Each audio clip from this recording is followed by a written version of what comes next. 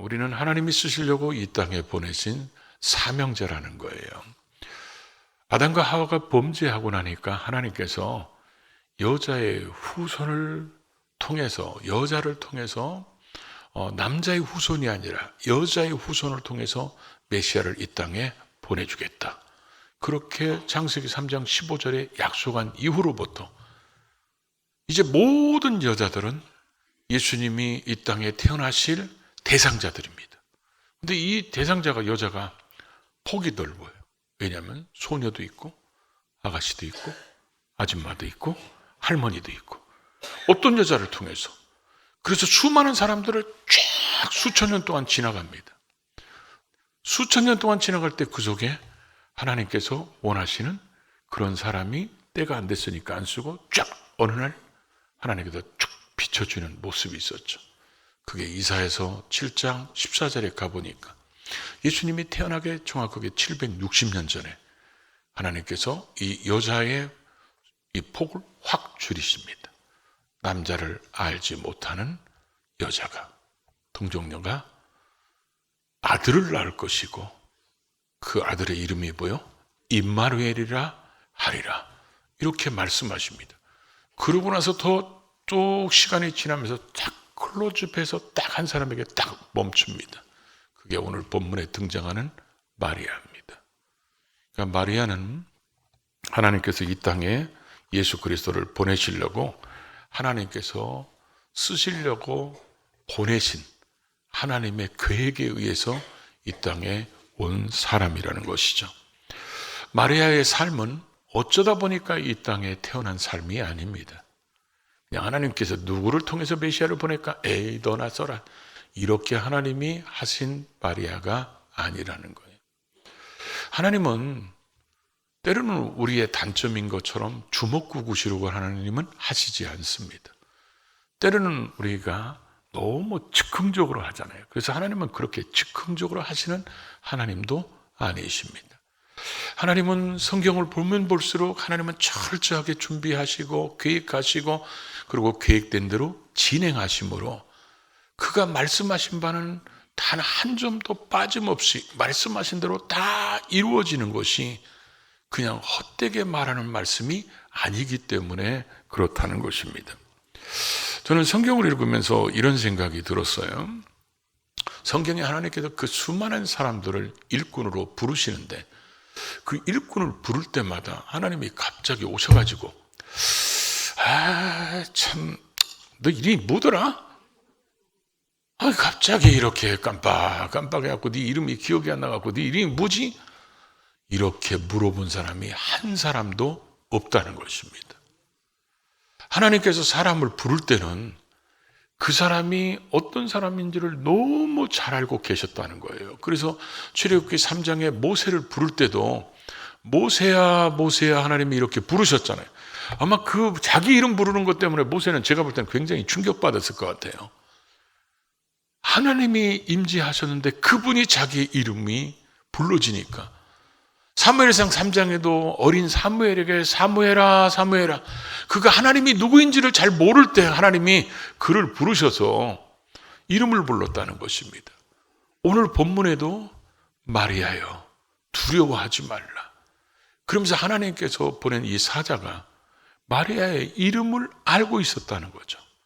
성경에서 여러분 이름을 알고 있었다는 것은 그 사람의 이름만 하나님이 외웠다는 그런 의미가 아니라 그 사람은 하나님의 계획 속에 있는 사람이요, 그 사람은 하나님이 보낸 사람이요, 그 사람의 모든 것을 내가 나를 아는 것보다도 나를 부르신 그분이 훨씬 더 그걸 더 자세히 알고 있다는 그런 의미의 말씀이라는 거죠.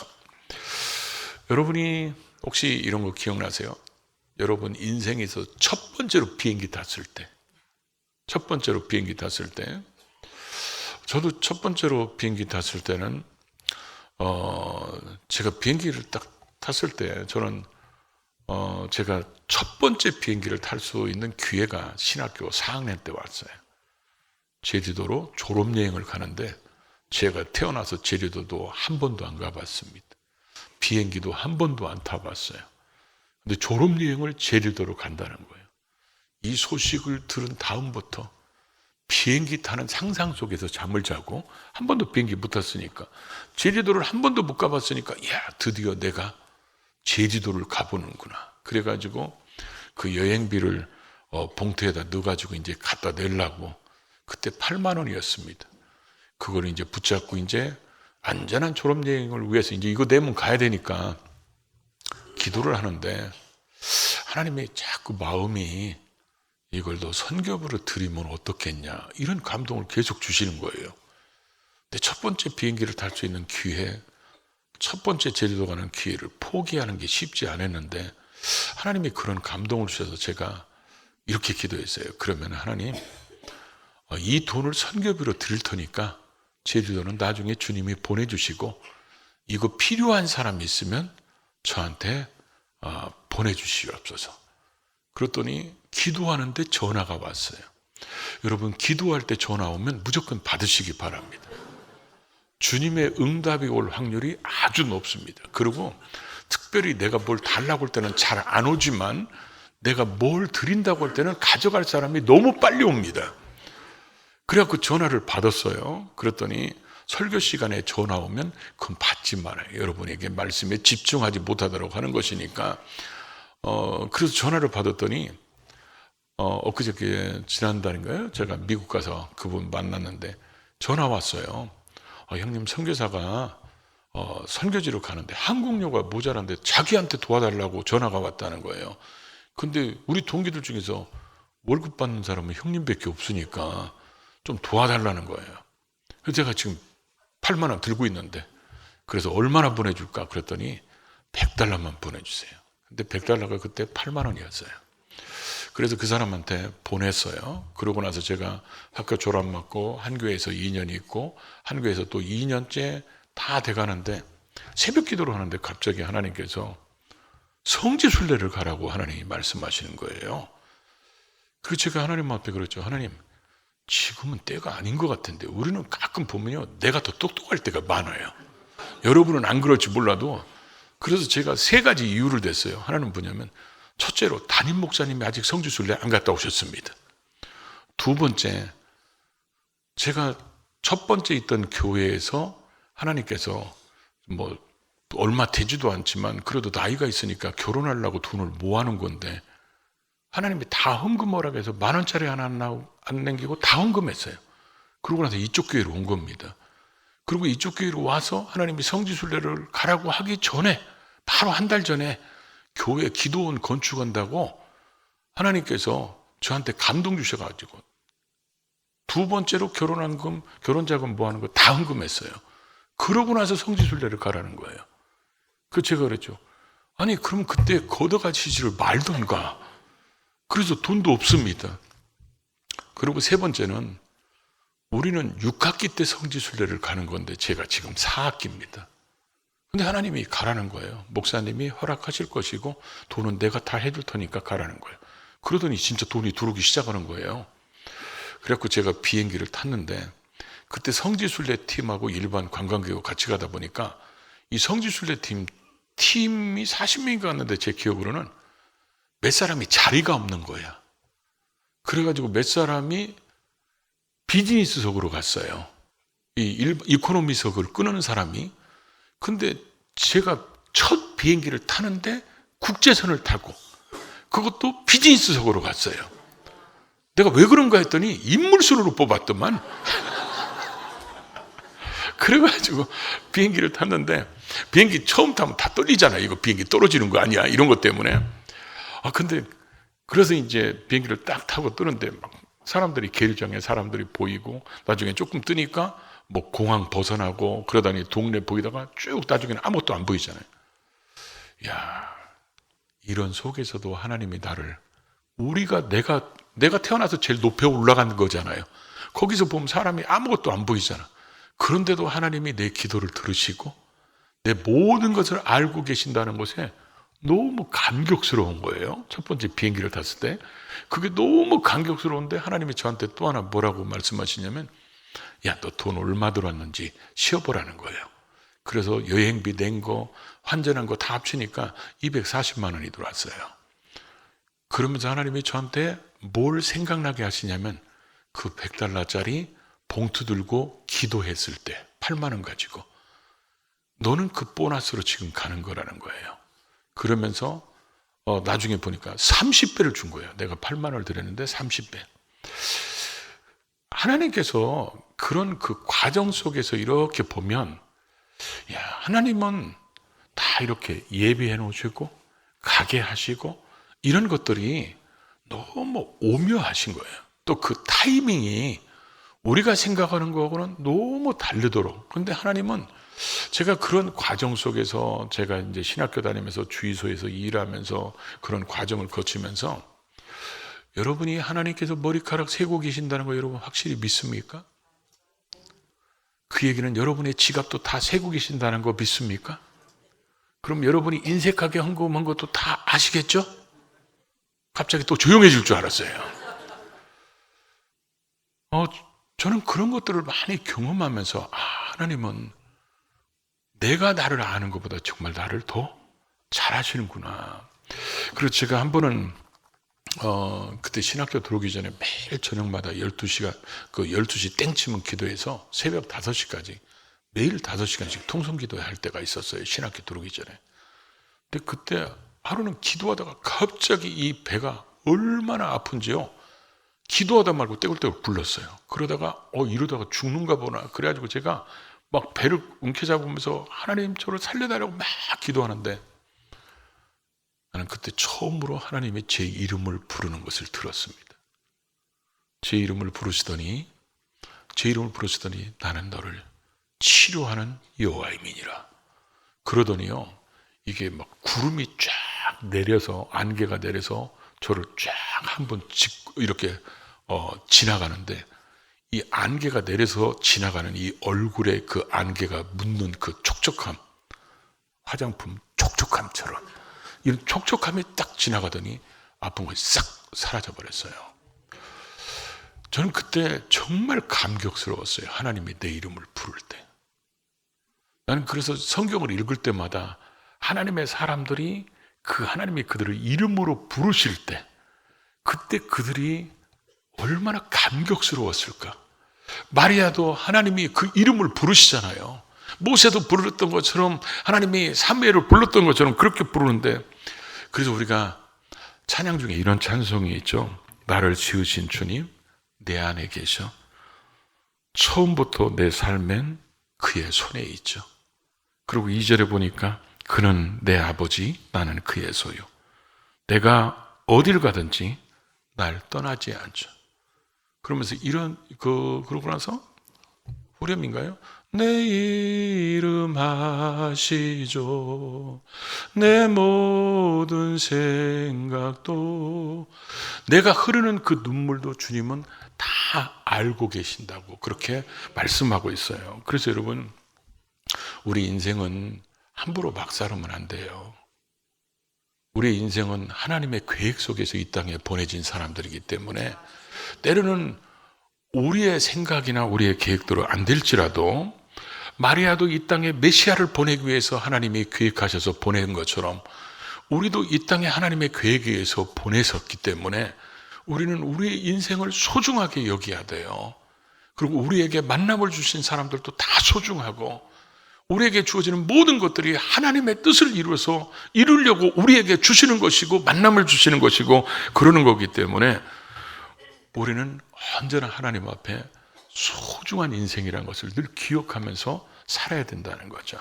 우리는 우리의 인생이 그냥 어쩌다 보니까 태어나고 이런 게 아니라 하나님의 계획에 의해서 이 땅에 태어난 하나님을 위해서 부름받은 사명자라는 것을 기억하시기 바랍니다.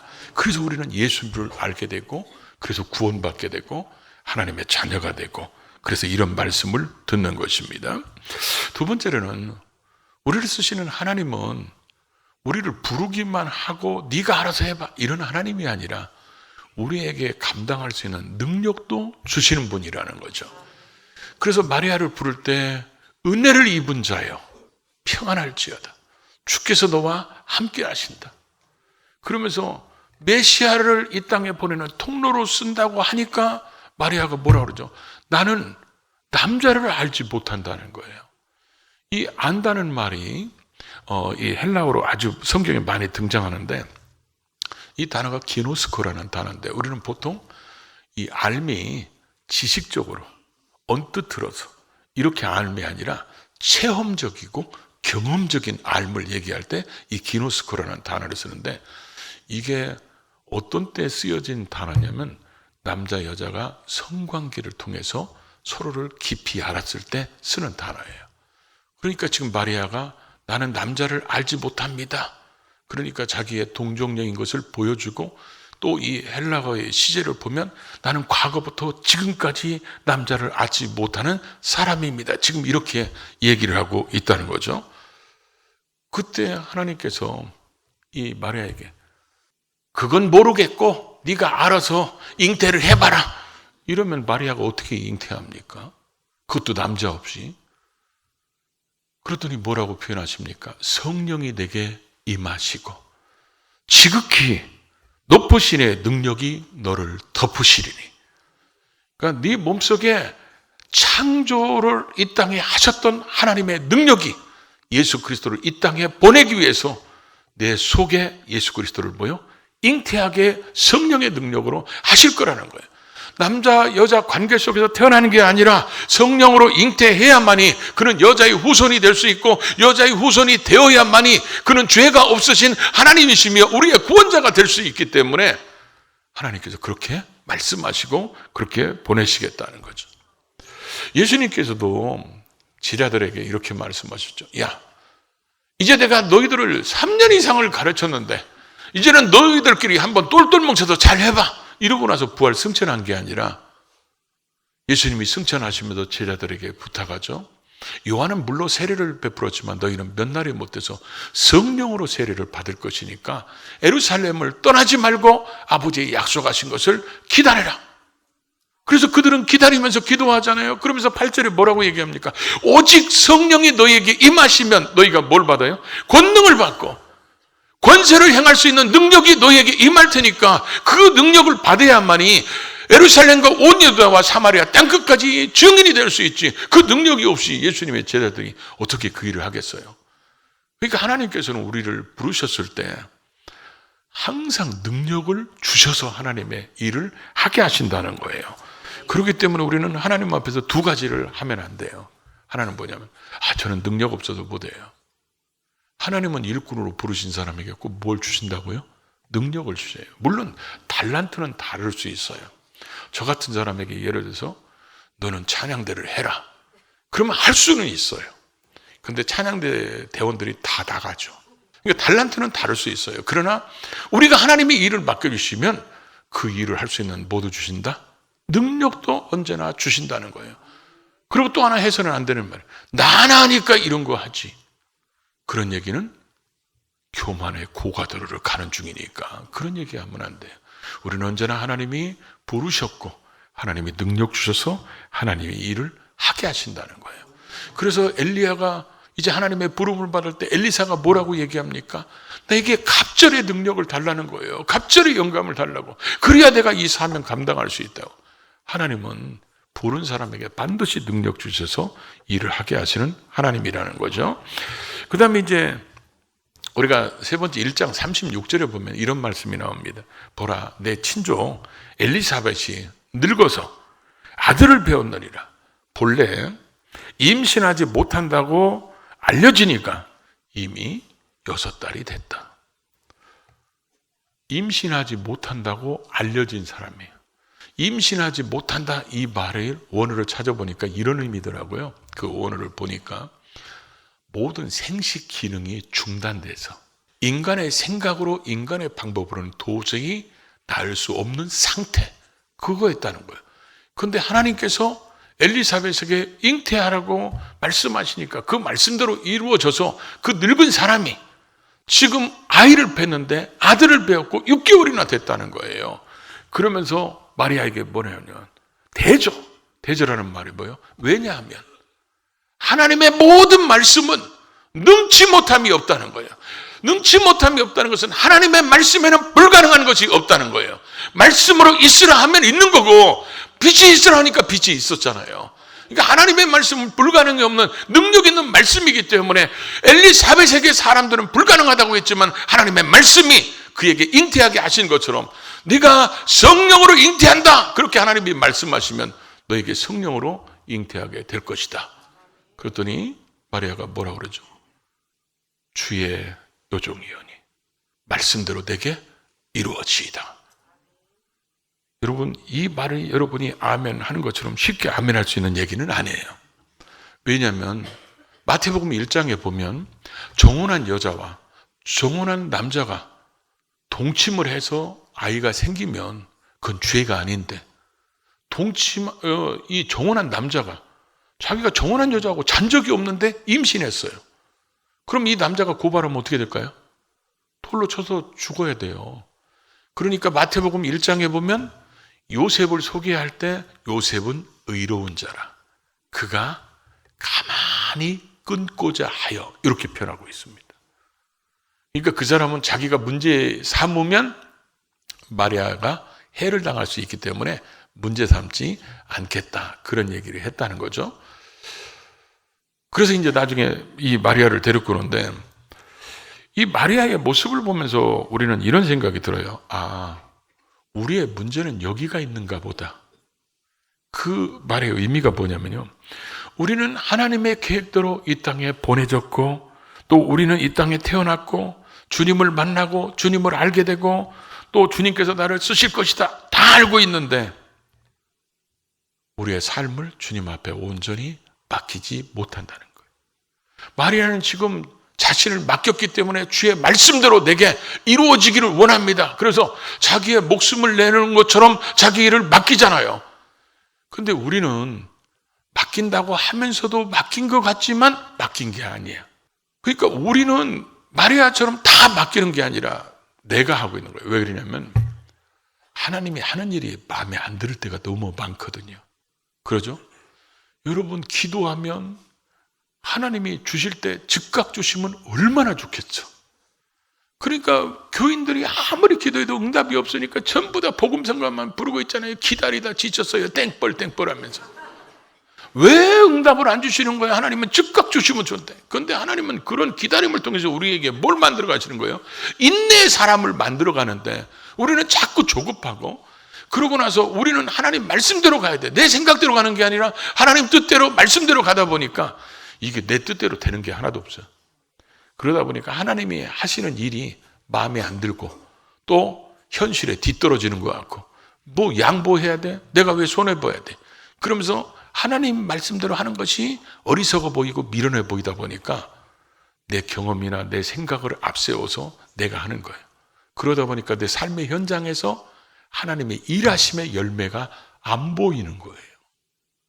마리아는 자기의 모든 걸 다 맡겨버렸기 때문에 하나님께서 하시는 일이기 때문에 그렇게 맡겼는데 우리는 어쩌면 그런 모습이 부족한 것이 아닌가 하는 생각이 든다는 거죠.